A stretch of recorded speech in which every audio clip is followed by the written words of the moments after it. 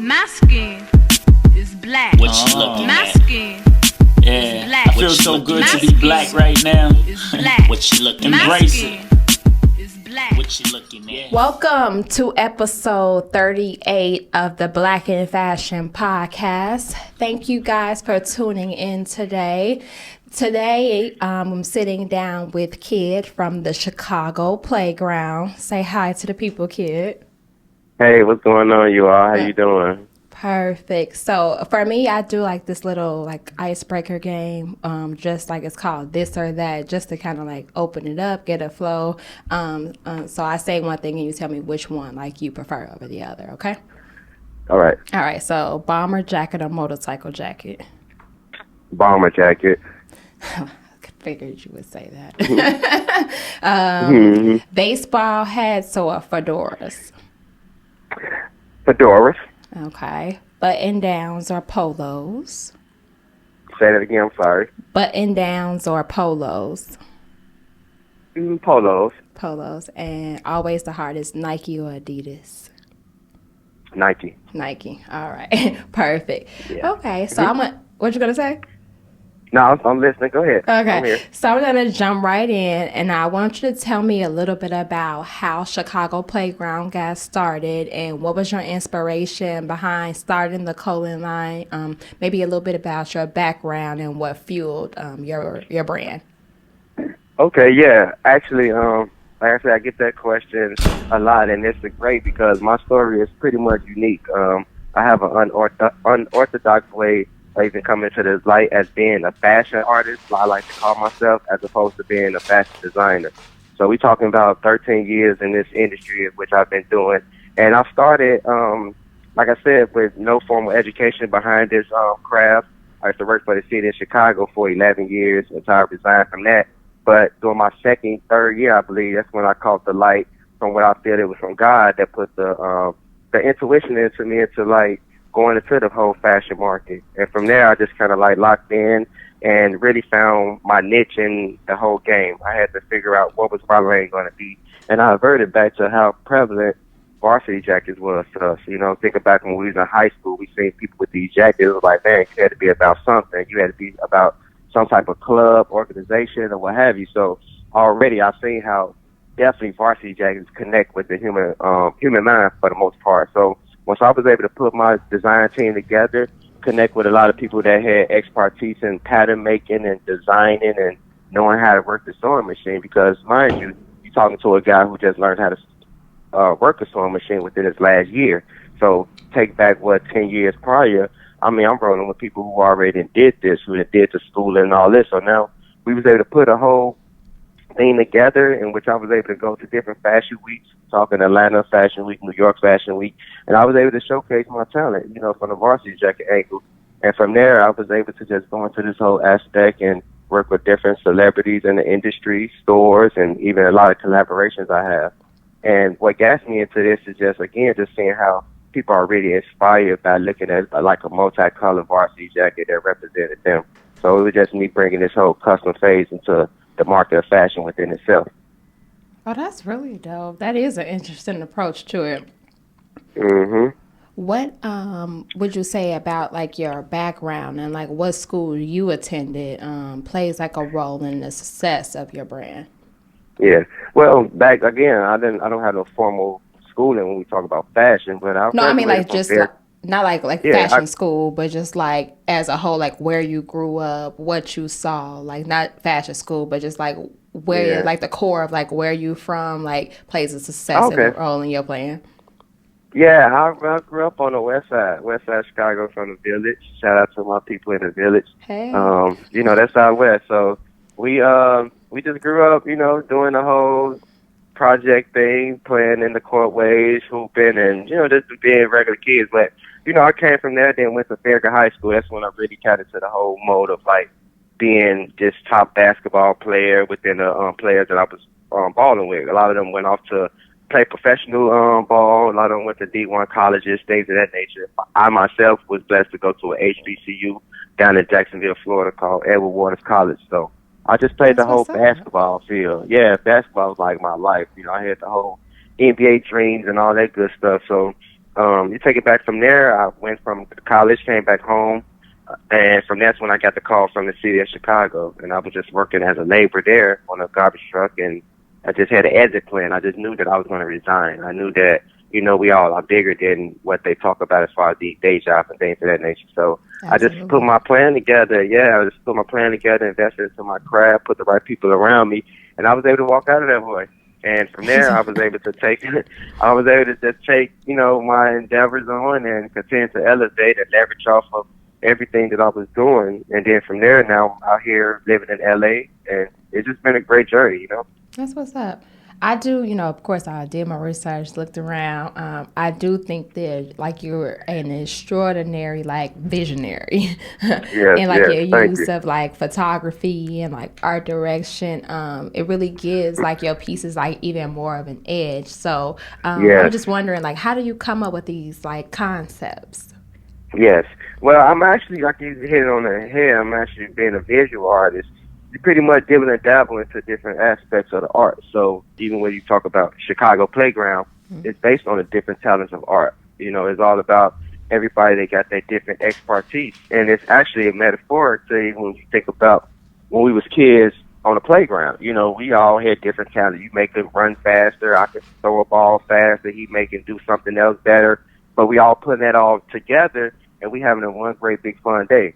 So I feel that is the same way as adults. Like, you got the podcast and journalism going, I'm fashion, direction, or whatever you want to call it. And we here, mixing and mingling, intertwining with each other to give off something better for the masses. You know what I'm saying? So you look at a lot of this stuff is bigger than us, but you have to put it all together to create, one big project. Mm-hmm. So from there, man, it just was me just understanding that aspect of things and just getting to it, I want to say. Gotcha. What do you, I guess I always got to ask this question. Do you consider yourself to be like an urban, like streetwear brand, or do you like try to stay away from that title, or do you like embrace that title? Like, yeah, that's what I am. I'm for the culture and it's me. Or you're like, no, I'm not an urban designer. I'm just a designer. Like, what are your views on thoughts on that label? Well, I'm big on not putting yourself in a box. So putting labels on being a streetwear brand, I'm just a lifestyle within itself. You know what I'm saying? Like, it's different. I take a different approach to this. So you can categorize it how you see fit. And that's why I tell people with my brand and my aesthetics, you can dress it up or dress it down. So we can dress kid. I done made stuff with toddlers, 3T sizes up to senior citizens. You know what I'm saying? So, and they all still have the same flair and flavor. They have my touch on it. So I don't really consider myself in no type of box. I'm just a lifestyle within itself, a brand that's for the people for the most part. I go hard for my African culture. So a lot of people know they can come here and get the good light about that, as far as our diasporas and things of that nature. Talk about Africa and that whole movement. So I always try to put that into my creativity as well. Because you have to understand, fashion is nothing but another form of language. You know what I'm saying? It's nothing but what you're sitting on the inside, articulated on the outside. So I'm real about what it is that you see on the front line. So it's great, man. Like, it's such a blessing because I know people can really, like, connect with what it is that I'm doing, and it's bigger than me. You know what I'm saying? So it's just God living through me to be able to open up these doors and me being a vessel for people to live through and vice versa. So I like that. That's what's up. Yeah, thank you. No problem. So what I want to say, what are your views when it comes to like they say, because you said you're a fashion artist, so you completely like changed the title completely. Yes. But like, there's definitely a name for like they say, if you're a graphic designer, you're not necessarily a fashion designer, and fashion designers are a graphic designer. Do you think there's like a gap between the two, or do you feel like they just kind of like fall one and the same? Man, they fall one and the same. You remember this how to put this empire together here. Like, you can't separate the two. You need one another. We are, as humans, we are what they call it, interdependent amongst each other. Mm-hmm. So I won't be shit without you and vice versa in a sense. Right. So you think about it like that, you have to play the field with being a people's person. And you want to be a real artist, I don't give a damn if you singing, designing, journaling. Like, you have to be a people person, bro, unless you're going to be sitting around this shit by yourself. True. You know what I'm saying? So you have to open up and not look at it as like you are this, you are that. I mean, what separates us is the talent in which you hold. But at the end of the day, I need you just as well as you need me, and we cannot forget that. I like that. You all about the unity. There you go. Yeah, we are one. It definitely is we are about the one. unity. Bro, we are one, man. I don't give a damn. I'm so pro-black with it, but even when you think about the other shades of people, yo, like when you tap into the mental concept, we are one. Like the same shit make you cry, make them cry, make us cry. And the same shit that make us feel good sometimes make them feel good. And it's just about the mental concept. Like the subconscious is what really got us navigating out here. Mm-hmm. So when I design off that aspect, I got you. It's like bait. It's bait. This shit is bait for you to have this type of conversations with me. So that's why I articulate and design my pieces. I design my garments off what you call conversation pieces. Because I get so many people just looking at the shit. And then you got to talk to me. And then from there, it's like, boom. So that's what life is about. All this shit is about teaching one another. Mm-hmm. You know what I'm saying? And you are a teacher, and the student's going to show. I mean, the teacher is going to show up when the student is ready. Right. And that don't matter what age you are. Oh, I'm saying, man, that's a fact. But even in retrospect, you can be the teacher amongst a fucking older person. I'm sorry to keep cursing. No, you're fine. This is an open space. Okay, cool. My fault. I'm getting passionate behind and now I'm opening up. So, but no, it's like you could be a teacher to an older person. It's been a lot of situations where a lot of guys that still trying to figure life out, they look at a young guy like me when they start articulating dialect, they can understand that I got some type of gift that could see they fine line. I mean, they feel the line within all the despair that they may have going on. So that's in the situation where I'm becoming the teacher and they're the student. So we have to understand it and not just look at these as labels and what society has put on us and not look at the age difference of anything. And that's how I'm able to surpass a lot of this stuff on what society try to tell you have to do as far as being a quote-unquote fashion designer. It's like, no, I'm going to switch the game up. I'm not going to go to no school for this. I'm going to sit next to the people that went to school for this, and we both want to rock out, and I may have an edge on it because I'm pure about what I do.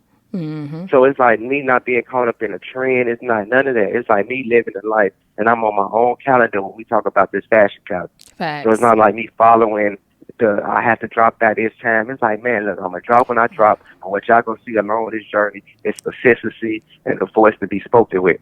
I like. So when you look at my social, go ahead. I'm sorry. I was gonna say I like that because that's what I tell my clients. I don't know if you know. You know, I have a consulting business. Did you know that? Mm-hmm. Yeah, so like you have a who business? I have I have a LC. I have a company. It's called LC Apparel Consultant, and all I do is work with. I know you don't like the word, but I work with up and coming designers. So I do pattern making, sample making, fabric sourcing, manufacturing. Oh, wow. I do all that stuff in New York. So I have a whole business, and I got a lot of clients here in New York. I got a few clients in LA that wanted to produce in New York, and then I got clients from back home and in the South. Yeah. So same way, when I'm doing production right now on a couple of lines, and you know, we're not on the fashion calendar. Like I just did I picked up a production run. Yeah, I picked up a production run this week of a men's golf line. Like we throwing it out there because people vacationing. And this dude from Chicago. And then last week I picked up a whole luxury sportswear ready to wear line that I just got done doing a production. She busting it out right now, and it just came out last week, and we in December. So I push that for my clients too. And my clients are predominantly black. I work with all black designers. So and people try to give them that, say, oh, you need this amount of money to get started. You need this. So I provide a service that we can make anything. If you want to make 1 unit or if you want to make 200 units, I can make that happen for you. So I get it. I'm on the wave. Yeah, I feel you. So we on the same frequency when it comes to that. Absolutely. I don't mess around.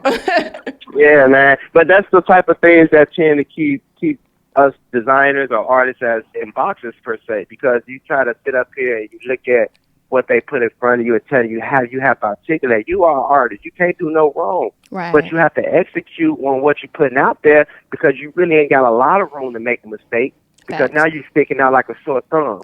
So whatever you're putting out there, you better strike them. And that's what I love about it. You know what I'm saying?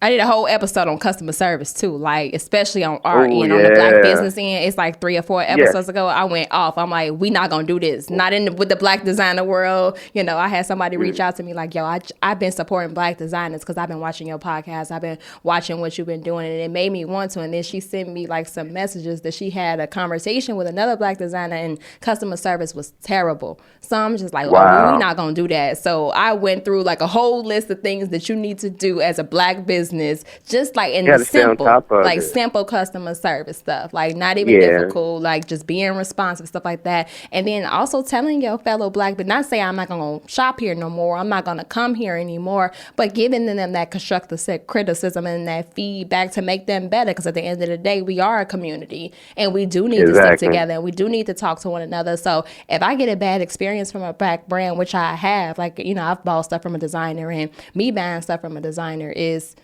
to me a pretty big thing, because I can make anything I want. I can make that. So if I can tell you last time I bought something, and Right. I mean, with all respect, I know where you're coming from. Right, with so if that. I buy something from you, it's because like I like your design, it's really dope, and I'm gonna spend the money with you. So I bought a dress from a designer, and it was like an $800 dress, a dress that I could have very well made myself, and I'm like, you know what, Word. I can't steal her design, I can't remake this, I'm buying it from her. And the way it came to me was terrible, and I could have, you know, went a different route with her. I gave her the most constructive criticism. I talked to her, I told her everywhere she went wrong, because I'm pretty sure she didn't know I was a designer too. So I told her Yes. everything and just gave her a layout, and then she ended up becoming a client. But that could have been a whole nother direction. But I'm like, yo, you need Yes. somebody who can execute, sweetheart. And let me just tell you, don't you ever send nothing to nobody without QCing it first. But like the direction, and then everybody was asking me like, oh, so you ain't cuss her out and you do this for what? She's a black designer, just like I'm a black designer. She made a mistake, and she just out here. She's new to it. Like